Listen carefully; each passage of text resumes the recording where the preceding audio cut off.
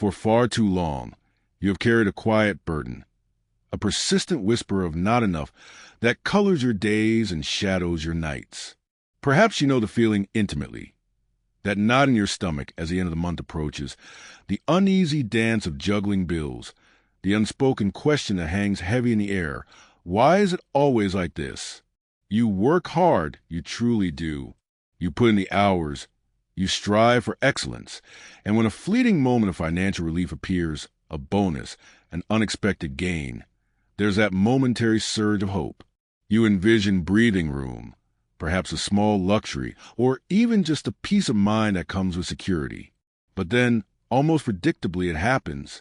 An unforeseen expense materializes, an urgent need demands attention, or sometimes it's simply a slow, imperceptible drain, and suddenly the extra funds have vanished, leaving you right back where you started.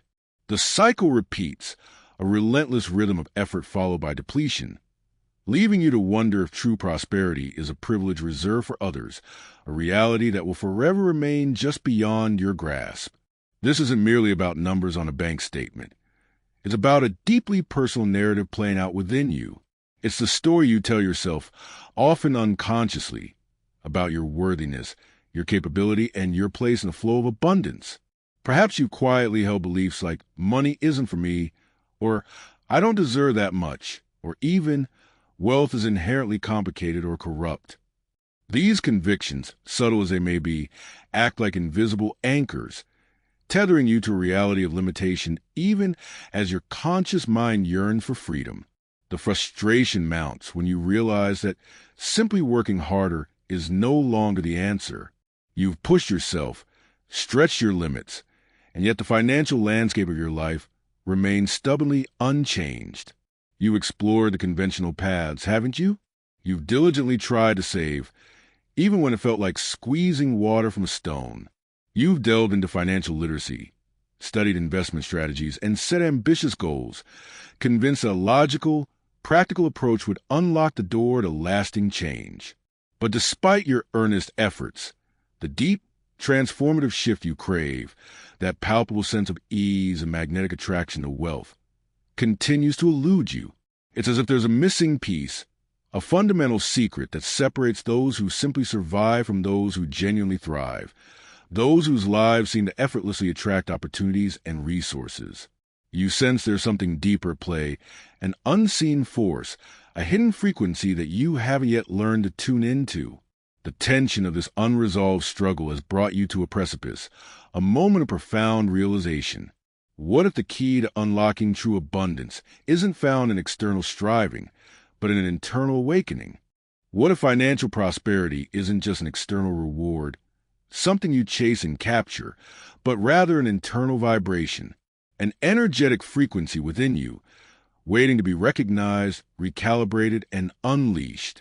This isn't a theory. It's a powerful truth. You are on the verge of discovering that your financial reality is a direct reflection of your inner world, your deeply held beliefs, and the energetic patterns you unconsciously broadcast. This journey is about more than just accumulating wealth. It's about claiming your inherent power, your birthright to a life of flourishing and fulfillment. It's about becoming the hero of your own financial story, moving from a narrative of scarcity to one of boundless potential.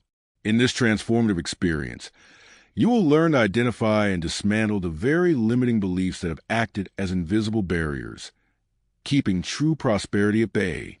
You'll be guided through powerful, practical techniques designed to reprogram your mind, to align your thoughts and emotions with the vibrant energy of prosperity, and to consciously activate this quantum flow of wealth into your life. Every step we take together will be illuminated with clarity, infused with empathy, and grounded in depth, as if you have an inner mentor handing you the precise roadmap to unleash your innate power to attract. This isn't just another video. It's an invitation to embark on a profound personal revolution, to awaken the abundance that has always resided within you. If you are ready to unlock your prosperity frequency, now is the time. Watch to the very end and let your journey begin. You understand, don't you? That gnawing discomfort when a friend casually suggests a spontaneous getaway, or an intriguing online course catches your eye, and an immediate, visceral no? echoes within long before you even glance at your bank account? It's not always about the literal absence of funds. Sometimes it's a more insidious internal struggle. This could manifest as a quiet shame that makes you shy away from discussing your financial situation, even with trusted loved ones. Perhaps you felt that awkward pause, that sudden shift in posture, when a conversation veers towards income or investments, and a wave of unworthiness washes over you, prompting a swift change of topic. It's the subtle embarrassment of saying, "I can't afford that," when a deeper part of you questions whether you're allowed to even desire it, let alone possess it. Consider the intricate dance of decision-making. You spot a truly invaluable tool for your business, a coaching program that could catapult your career, or simply an item that will bring genuine joy and ease into your daily life. A part of you logically assesses its merit, but then an automatic, almost reflexive counterargument emerges from within. It isn't a rational budget calculation. It's a deeply ingrained whisper that tells you that's too much for you, or you don't deserve such an investment, even if the numbers could theoretically align. This is an external deprivation. It's an internal denial, a self-imposed ceiling on your potential and your pleasure, often accompanied by a faint blush of guilt for even contemplating such an indulgence. Beyond the struggles of perceived scarcity, an even more perplexing conflict often arises when genuine opportunities present themselves. Imagine a moment, a promotion at work, a new client offering a lucrative contract, or an unexpected inheritance. Instead of unbridled elation, a peculiar anxiety stirs. You might notice a subtle tightening in your chest, a hesitancy to fully embrace the good fortune. This isn't logical. It's a fear of success, a profound discomfort with the elevation that true abundance might bring. The thought surfaces, what if I can't handle this increased responsibility? Or will people judge me differently if I become truly wealthy? There's a quiet dread that accompanies the prospect of financial expansion, a strange guilt that questions your right to thrive when others might still be struggling. This particular emotional landscape is complex, isn't it? It's the hidden current beneath the surface, the unspoken narrative that convinces you that staying small, staying comfortably within your current financial confines, is somehow safer or more virtuous. You might find yourself subtly sabotaging opportunities, perhaps by procrastinating on a crucial project, underpricing your valuable services, or simply finding reasons to say no to ventures that clearly promise growth. This isn't laziness. It's a profound, often unconscious, internal resistance to stepping into your larger financial shoes, a reluctance driven by an intricate web of fears.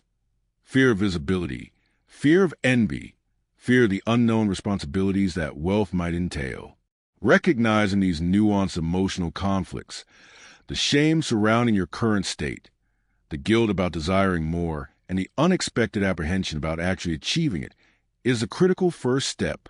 It is in acknowledging these deeply human, deeply relatable struggles that we begin to dismantle their power, allowing us to move forward with genuine intention and profound self-compassion. Amelia sat across from Elena, her coffee growing cold.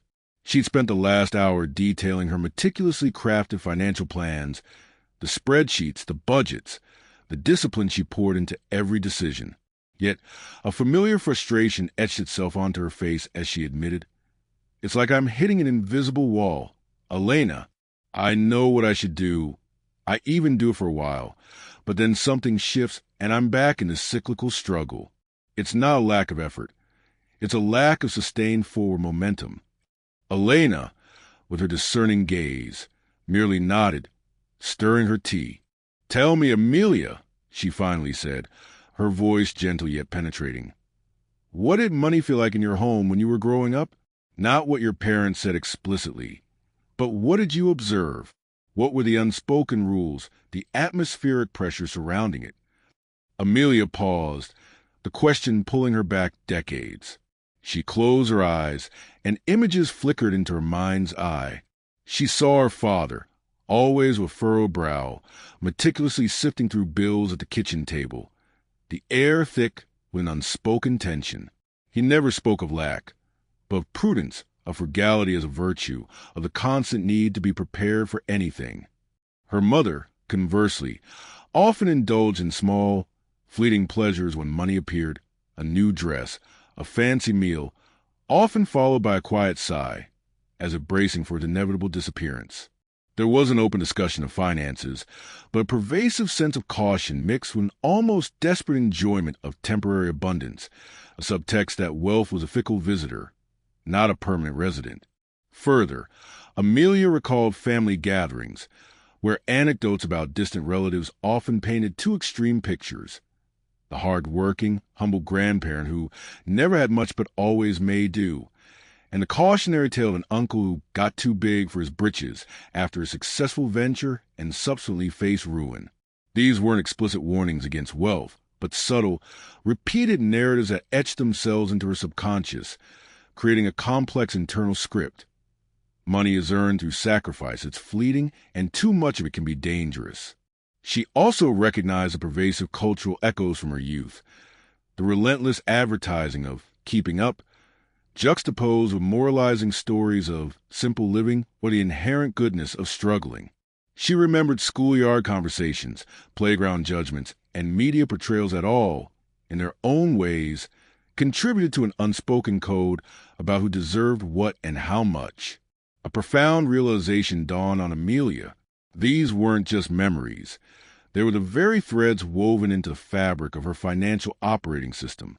Her father's quiet caution had translated into her own subconscious hesitation to take calculated risks, even when they were clearly growth opportunities. Her mother's pattern of enjoying fleeting gains had manifested as her own tendency to spend surpluses quickly, almost as if anticipating their evaporation. The family stories had instilled an underlying distrust of sustained prosperity, setting her internal financial thermostat at a temperature just above survival, but safely below true flourishing. She wasn't consciously choosing these patterns. They were autopiloting her financial life, running on outdated software installed during her formative years. Elena's question hadn't just illuminated her past. It had unveiled the hidden architecture of her present financial reality. This wasn't about willpower. It was about uncovering the invisible scripts that had been dictating her storyline all along. Leo's studio, a cramped attic space scented with turpentine and old canvas, was his sanctuary, yet also his cage. He often believed that true artistic merit could only blossom from a seed of struggle, that financial ease somehow diluted creative integrity. This wasn't a conscious choice, but a silent axiom absorbed from countless biographies of impoverished masters and the unspoken reverence society seemed to hold for starving artist trope. Consequently, whenever a commission with a generous fee presented itself, a curious resistance would surface. He'd find reasons to delay, to overcomplicate the terms, or even subtly undervalue his time, almost as if unconsciously repelling the comfort he purportedly sought. The notion that real artists suffer for their craft had become a self-fulfilling prophecy, making abundance feel like an unwelcome intruder threatening his very identity. One crisp autumn afternoon, Leo was preparing for a local art fair, his brow furrowed with a familiar worry of sales. His friend Clara, a ceramicist known for her bold, vibrant work and equally robust business acumen, strolled into his studio. "Leo, your landscapes are breathtaking," she began, gesturing toward a large canvas depicting a shimmering sunset. "Why are you still pricing them, as if they're practice sketches?" Leo mumbled something about humility and accessibility, but Clara cut him off. "Humility is one thing, Leo, but denying your worth is another. Do you honestly believe the quality of your art diminishes if you're not constantly worried about rent?" Her words, delivered with a direct, unwavering gaze, struck a nerve. They weren't an accusation, but a mirror reflecting a deep, uncomfortable truth. Clara recounted how she, too, once harbored the myth that artistic freedom and financial stability were mutually exclusive. She described her own journey of confronting the belief that money tainted creativity, sharing how she instead reframed it. Money was not an enemy, but a powerful ally. "Think of it this way," she urged. "Financial ease means more time, better materials, freedom to explore new techniques, and even the ability to take risks on passion projects without the suffocating pressure of survival. It allows your art to breathe, Leo, not suffocate. This perspective was revolutionary to Leo, dismantling a foundational pillar of his self-imposed struggle. He began to grasp that the notion of the suffering artist wasn't a badge of honor, but often a barrier to reaching one's full potential and impact. This insight propelled him to challenge another insidious myth, the idea that prosperity was somehow selfish, or that truly successful individuals inevitably compromise their values. He recalled watching Clara, not just selling her art, but also mentoring emerging artists, funding local community projects, and advocating for fair wages for artisans. Her abundance wasn't hoarded. It was leveraged, expanded, and channeled to uplift others. Observing her genuine generosity and unwavering integrity, Leo realized that wealth, far from corrupting, could amplify one's capacity for good, allowing one to contribute on a grander scale.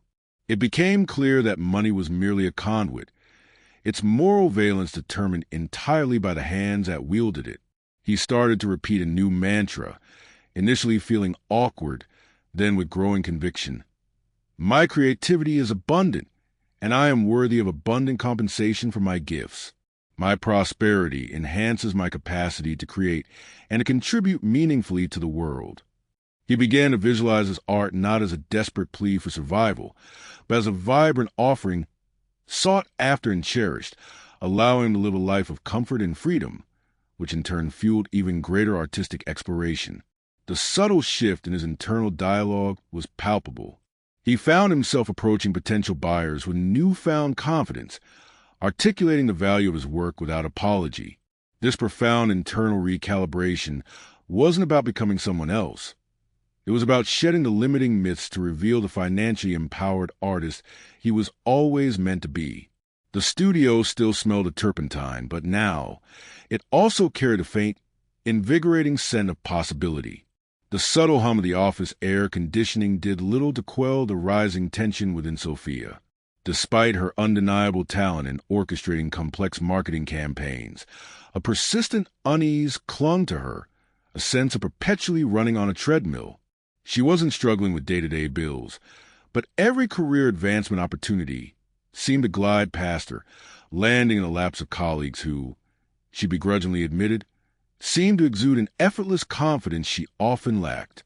It wasn't a problem of skill. It was a deeper, more elusive resistance to stepping into a larger financial role, a tacit acceptance of good enough that felt increasingly restrictive. She'd tried working longer hours, refining her presentations, even volunteering for extra projects, yet the recognition and the commensurate financial reward remained stubbornly out of reach. A new approach, however, beckoned. This wasn't about more effort in the traditional sense, but about recalibrating her internal compass. She began by embracing a daily ritual of gratitude, not as a vague sentiment, but as precise, detailed mental exercise. Each morning, before her feet even touched the floor, she would consciously direct her awareness to specific financial blessings already present.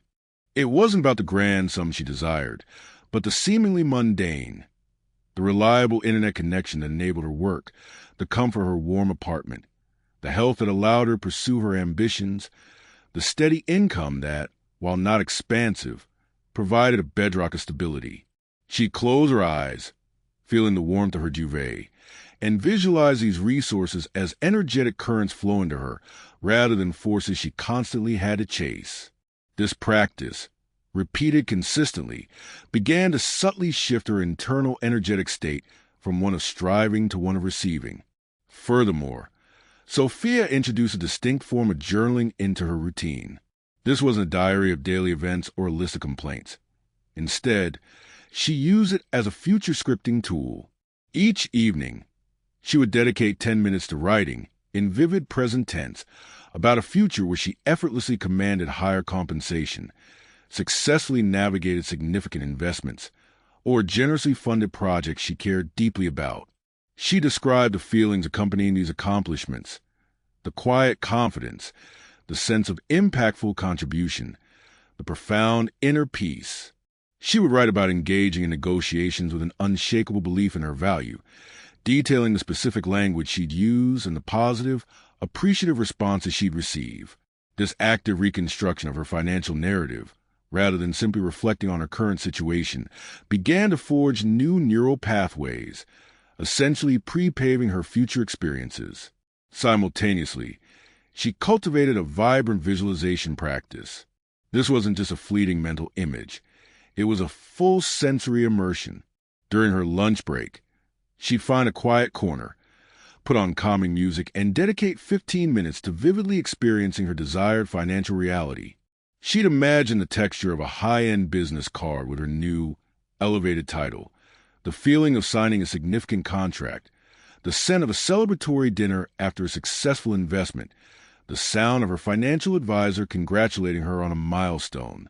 Crucially, she focused on the emotions these future scenarios evoked: the surge of empowerment, the lightness of security, the joy of contribution.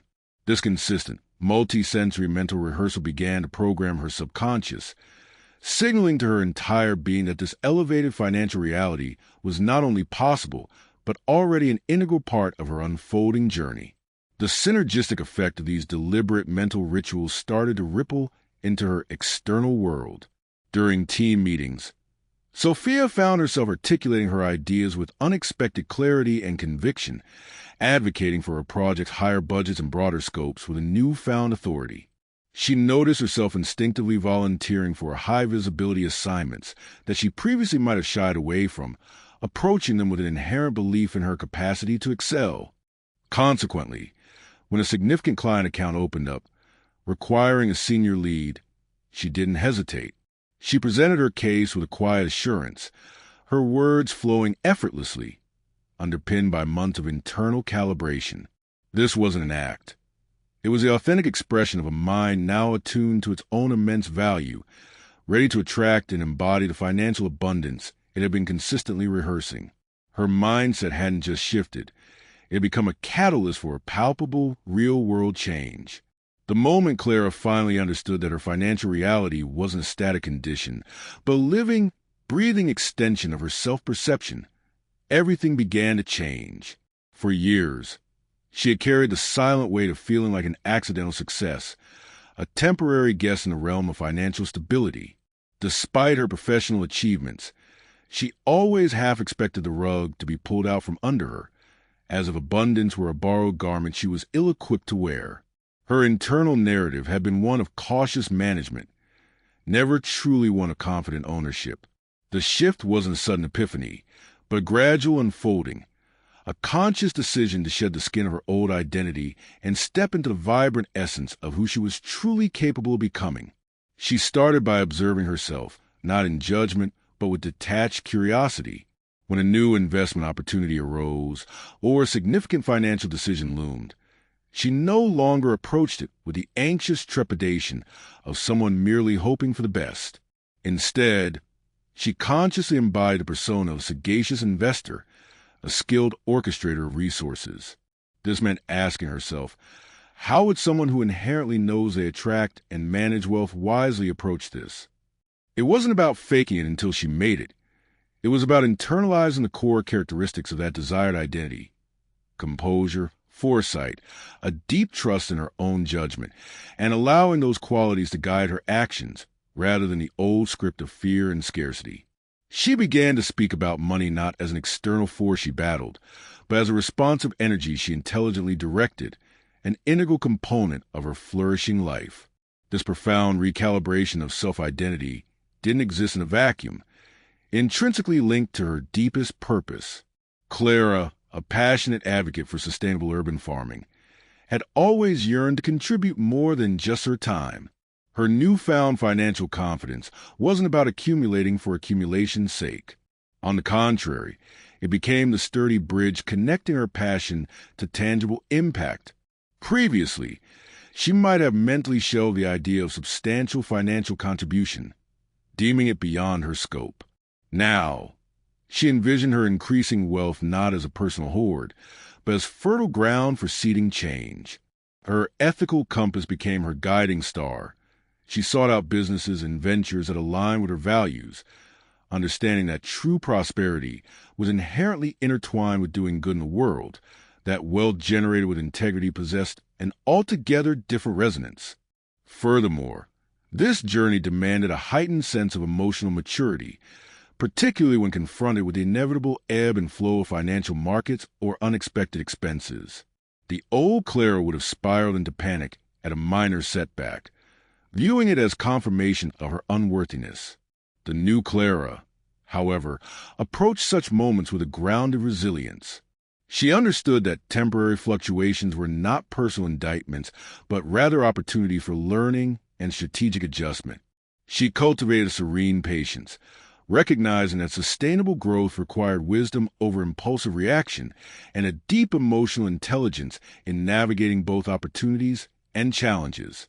This wasn't about emotional detachment, but about a refined emotional mastery, allowing her to make decisions from a place of clarity and strength rather than reactive fear. Consequently, she found herself making decisions that aligned with her larger vision, rather than merely responding to immediate pressures. When she committed to providing seed funding for a community garden project, it wasn't a hesitant donation, but a powerful act of intentional giving, a manifestation of her belief that her resources were meant to flow and generate further abundance. This wasn't just about giving away money. It was about leveraging her financial identity as a benevolent force, transforming an abstract desire to help into concrete, impactful action. She moved with a palpable sense of inner authority, no longer burdened by the quiet apprehension of her past. She wasn't just earning money. She was being someone who commanded and distributed it with purpose and wisdom. This was a profound essence of her true financial self-mastery. Marcus stared at the blinking cursor, a familiar wave of unease washing over him. He made undeniable progress over the past few months. He was no longer crippled by the same anxieties about every purchase, and he'd even started a small investment fund. Yet, the deep-seated impulse to retrench, to revert to old, scarcity-driven behaviors, still lurked, a shadow threatening to engulf his newfound peace.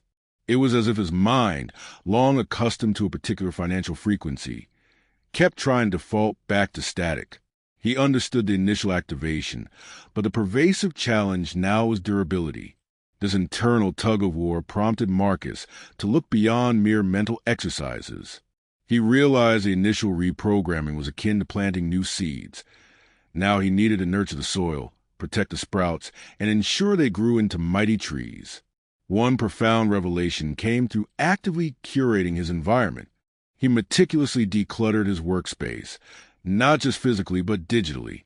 He unfollowed social media accounts that subtly promoted envy or a sense of lack, replacing them with profiles of innovators and philanthropists whose work inspired genuine contribution, not just acquisition.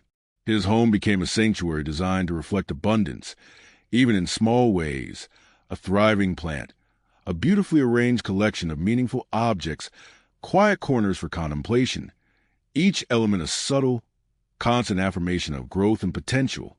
Furthermore, Marcus began to consciously build a community of support around himself. He sought out individuals who genuinely celebrated prosperity, not merely as a personal gain, but as a vehicle for positive impact. Weekly virtual meetups with this new circle became crucial. They shared their victories, certainly, but more importantly, they discussed the strategies for maintaining an elevated financial consciousness. This wasn't about comparing bank balances, but about collective problem-solving when old doubts resurfaced, about shared learning on topics like conscious giving and ethical investment, deepening their commitment to wealth as a tool for widespread betterment. He learned that the resonance of a supportive collective could act as a powerful energetic anchor, preventing his individual frequency from drifting. Another powerful technique Marcus embraced was the implementation of a future self financial review. Once a month, he wouldn't just review his budget or investments. He would sit down and write a letter from his future self, 10 years hence, to his present self. This wasn't a wish list, but an account from the perspective of someone who had successfully navigated challenges, amplified their impact, and built substantial financial freedom. The letter would detail the feelings of sustained abundance, the wisdom gained from past decisions, and the joy of contributing to causes he cherished. This ritual served to continually reinforce the new neural pathways, making the desired future feel not just possible, but already experienced and deeply integrated. He also cultivated a practice he termed prosperity anchoring. This involved associating specific, positive sensory cues with feelings of financial ease and success. Perhaps it was a comforting scent of a particular essential oil whenever he completed a significant financial task, or a specific piece of calming music he listened to while reviewing his investment portfolio. Over time, these anchors became shortcuts, instantly shifting his emotional state from apprehension to confidence, overriding the residual echoes of scarcity with a tangible sense of well-being and control. His financial evolution was no longer a sporadic effort. It had become an ingrained rhythm, a conscious dance with abundance, deeply woven into the very fabric of his daily existence. It was the unwavering commitment to these rituals, these sustained acts of self-reprogramming, that truly cemented his transformation. You've embarked on profound inner excavation, unearthing outdated narratives and reshaping your foundational relationship with money. You've cultivated new mental habits and begun to experience the exhilarating shifts in your financial frequency. Yet, the journey toward true financial self-mastery is not a destination. It is an ongoing, dynamic evolution, a continuous commitment to upholding your newly minted reality.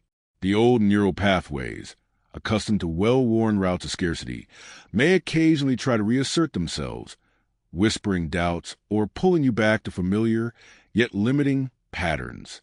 This is a sign of failure. It is merely an invitation to deepen your resolve and strengthen your energetic discipline. Consider your mind not just as a canvas for new beliefs, but as a garden requiring vigilant tending. While you planted powerful seeds of prosperity, continuous cultivation is essential. This means developing an unwavering internal compass that consistently points towards abundance, even when external circumstances present temporary headwinds. It requires a sustained moment-to-moment vigilance, where you actively identify and redirect any stray thought that attempt to undermine your new financial identity. When an old fear surfaces, instead of engaging with it, consciously choose to acknowledge its presence without judgment, then immediately pivot your focus to a specific, tangible instance of financial flow you've recently experienced or to a clear vision of your desired future.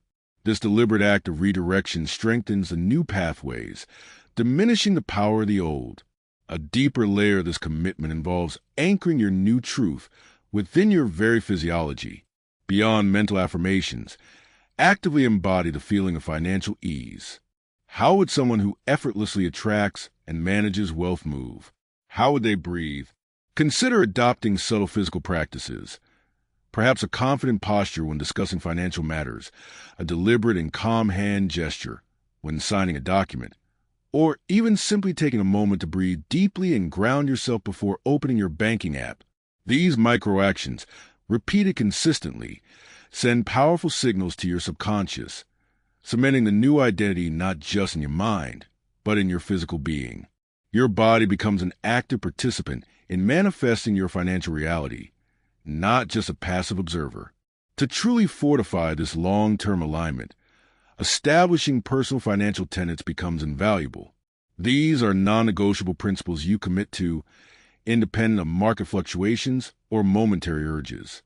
For instance, perhaps one tenet is, every financial decision I make is an act of self-honor and intentional growth. Another might be, my resources are a powerful current flowing through me, expanding for my highest good and the good of others. These aren't just affirmations. They are governing laws for your financial universe, guiding every choice, from a small purchase to a major investment. They provide a clear framework, preventing you from drifting back into old, unconscious spending or earning habits. Now, let's consciously cement this commitment. Take a deep, centering breath. Close your eyes if you feel comfortable. Imagine a radiant, golden light emanating from your very core. Feel its warmth, its gentle thrum, a pure vibration of infinite possibility. This is your unique prosperity frequency, now fully activated and resonating. As you breathe, allow this golden light to expand, flowing through every cell, every fiber of your being. Feel it strengthen your resolve, making you impervious to doubt, solidifying your belief in your inherent worthiness. With each exhale, release any lingering traces of past financial struggles, any residue of fear or limitation. With each inhale, draw in profound confidence, unwavering trust, and magnetic attraction to all forms of abundance. Visualize this light forming an energetic shield around you, a protective aura that ensures all your financial interactions are imbued with wisdom, integrity, and grace. Affirm aloud with conviction, I am a magnet for prosperity. I am worthy of limitless abundance, and I consciously choose to live in continuous financial expansion. My commitment to this truth is absolute and unwavering. Open your eyes, knowing this vibration is now deeply imprinted, ready to guide your every step forward into a future of profound financial freedom and purpose. This isn't just a moment. It's a lifelong pact with your most abundant self. Ilara sat by the window, a quiet hum of contemplation filling the space, vastly different from the frantic internal monologue that once dictated her every thought. The crisp morning air, carrying the scent of damp earth and distant wood smoke, felt lighter, imbued with a clarity she hadn't known was possible. Reflecting on this journey so far, she could vividly recall the dense fog that used to obscure her path, a pervasive sense of inadequacy that had quietly shaped her world. It was as if her very foundations had been constructed on an old, forgotten map, charting a terrain of limited resources and arduous climbs, each contour etched by the whispers of generations past and the subtle currents of her formative years. That landscape, she now understood, was not an external reality, but an intricate internal architecture, a hidden scaffolding that had held her in a specific, often constricting embrace. She had once accepted these boundaries as immutable, believing the very air she breathed had a different density when it came to her own aspirations. Yet, the slow, deliberate work of questioning these deep-seated assumptions had begun to unravel the rigid narratives she unknowingly carried. It wasn't merely about exchanging one thought for another, but about dismantling entire mental frameworks that had long governed her perception of what was attainable. The gradual shift felt akin to an old, weathered dam finally yielding, not with a catastrophic burst, but a gentle, persistent seep that slowly, irrevocably changed the water level behind it. She started to perceive how her former, almost reflexive, pushback against opportunity, or her subtle sabotage of nascent success, was less about objective hurdles and more about an internal dialogue replaying ancient scripts. The alchemy truly began when she coupled this newfound awareness with conscious, deliberate practices. It was like tuning a radio to a forgotten frequency, a subtle recalibration that, at first, yielded only static, then faint signals, and eventually a clear, resonant transmission. The consistent act of seeking out and appreciating the small, overlooked blessings in her daily life, for instance, had not magically produced a windfall, but had subtly rewired her internal sensor, allowing her to notice the gentle currents of abundance already flowing around her. Similarly, the deep immersion into future narratives, crafted with vivid detail and fervent emotion, wasn't wishful thinking. It was a profound act of mental sculpting, carving out pathways in her brain that previously didn't exist, effectively pre-experiencing realities she now knew she could inhabit. These weren't isolated techniques. They were interconnected gears, slowly but surely transforming the engine of her outlook. What emerged from this intricate interplay was more profound than merely attracting favorable circumstances. It was an undeniable shift in her very essence. She found herself standing taller, speaking with an authenticity that was previously muffled by self-doubt. The pursuit of growth wasn't an isolated, selfish endeavor, but something intrinsically woven into a larger fabric of purpose. Her vision of prosperity had broadened, encompassing not just personal well-being, but the potential to nurture, uplift, and contribute, understanding that true enrichment was a cyclical flow, not a finite reservoir. This deeper knowing liberated her from the old anxieties of acquisition, replacing them with a quiet confidence in her capacity to generate and channel resources with wisdom and integrity. It was a feeling of a ship finding its true bearing, no longer adrift, but charting a course with an inherent sense of direction and command. She recognized that she was not just moving toward abundance, but actively becoming the very embodiment of it. Ilara rose with the sun, not to the blare of an alarm and a mind already racing through deficits, but to the gentle blush of dawn painting her window. A year had passed since that unsettling realization, the one that had forced her to confront the silent, insidious narratives about money she had unconsciously carried. Now, as she moved through her morning ritual, there was an unmistakable lightness in her step, a quiet hum of gratitude that resonated deep within her bones. The anxiety, the knot of worry that once lived perpetually in her stomach, had dissolved, replaced by a profound sense of intrinsic worth and an unshakable belief in the universe's benevolent capacity to provide. She no longer chased fleeting opportunities from a place of desperation. Instead, she felt an internal magnet, drawing towards her those resources and connections that aligned with her truest intentions. She remembered the sting of her former self, hesitant and small, shrinking from opportunities that promised growth, convinced she didn't deserve such ease. That version of Ilara would have recoiled from the prospect of launching her passion project, a sustainable fashion line, fearing the financial plunge. But the Ilara of today, having meticulously dismantled the deep-seated myths of scarcity and unworthiness, approached her vision with a serene confidence. The funds needed hadn't appeared overnight, but had unfolded through a series of unexpected collaborations, intuitive decisions, and a readiness to receive that felt entirely new. Each step felt less like a struggle and more like a dance with destiny, a harmonious co-creation where her inner state was mirroring its way into tangible outcomes. This wasn't magic, nor was it mere luck. It was a palpable consequence of recalibrating her internal frequency.